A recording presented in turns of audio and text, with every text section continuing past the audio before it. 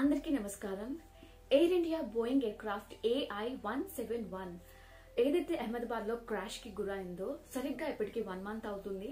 International civil aviation organisation ICAO standards ప్రకారంగా first initial report అయితే release చేశారు.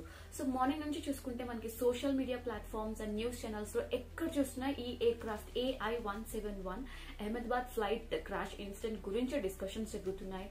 Cockpit లో ఏదైతే డిస్కషన్స్ జరిగినాయో పైలట్ ఇన్ కమాండ్ కి అండ్ ఫస్ట్ ఆఫీసర్ కి బ్లాక్ బాక్స్ లో ఏమై రికార్డ్ అయింది అని చెప్పి ఇవే డిస్కషన్స్ నడుస్తున్నాయి అన్నమాట.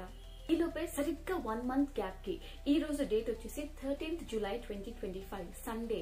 సరిగ్గా 1 మంత్ కి మళ్ళీ ఇంకొక ఎయిర్ క్రాఫ్ట్ లండన్ లో ఒక స్మాల్ ప్రైవేట్ జెట్ అన్నమాట. సేమ్ లైక్ ఏదైతే మనకి అహ్మదాబాద్ లో ఫ్లైట్ క్రాష్ ఇన్సిడెంట్ జరిగిందో అలాగే టేక్ ఆఫ్ అయిన కొన్ని సెకండ్స్ కే లండన్ లో సౌత్ ఎండ్ అనే ఎయిర్పోర్ట్ లో నెదర్లాండ్స్ కి వెళ్ళడానికి టేక్ ఆఫ్ అయిన ఈ small private jet air craft take off అయిన కొన్ని సెకండ్స్ కే ఎయిర్పోర్ట్ బయట క్రాష్ కి గురైంది.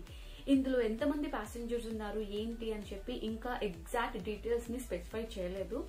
ఎమర్జెన్సీ ప్రొసీజర్స్ అన్ని ఇనిషియేట్ చేస్తున్నారు, బట్ డీటెయిల్స్ ఏమి ఇంకా స్పెసిఫై చేయలేదు. అందులో ఎంతమంది ప్యాసింజర్స్ ఉన్నారు, ఏమైనా క్యాజువాలిటీస్ ఉన్నాయా లేదా, లేకపోతే ఎవరైనా ప్యాసింజర్స్ కొన్ని మైనర్ ఆర్ మేజర్ ఇంజరీస్ తో బయటపడ్డారా అని చెప్పి ఇలాంటి డీటెయిల్స్ అన్ని మనకి ఇంకా తెలియాల్సి ఉంది. ఇది ఒక ప్రైవేట్ జెట్ ఎయిర్ క్రాఫ్ట్ ఉన్నారు కాబట్టి దీని కెపాసిటీ అరౌండ్ ఒక 13 ప్యాసింజర్స్ ఎయిర్ క్రాఫ్ట్ కెపాసిటీ ఉంటుందన్నమాట. ఈ ఎయిర్ క్రాఫ్ట్ టైప్ వచ్చేసి beach craft B200C super king air. ఇది ఒక twin ప్రాప్ air craft.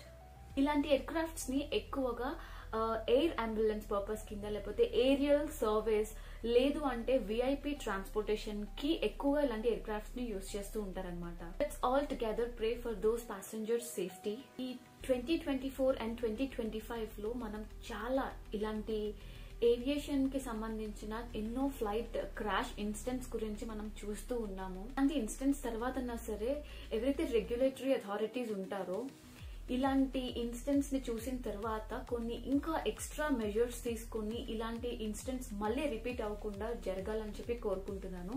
Thank you all.